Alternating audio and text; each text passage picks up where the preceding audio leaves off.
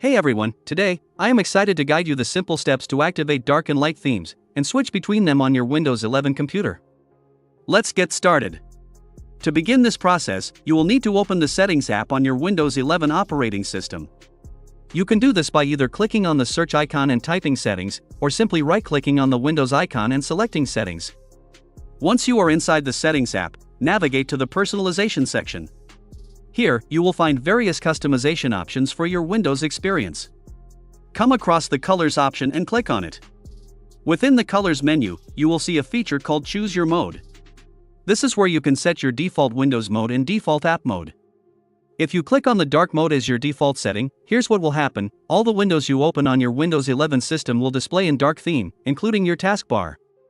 When you launch the File Explorer, it will also appear in dark mode. Moreover, if you use third-party apps that support dark mode, like Google Chrome, they will adapt to the dark theme as well. However, it is worth noting that not all Windows settings and menus will be in dark mode. For instance, when you open the control panel, you will notice that while some parts are dark, others remain unchanged. Now, if you wish to revert to the light mode, the process is straightforward. Simply return to the Personalization section, click on Colors, and under Choose Your Mode, switch to the light mode. Once selected, everything, including your taskbar and third-party apps like Google Chrome and File Explorer, will transition back to the light theme.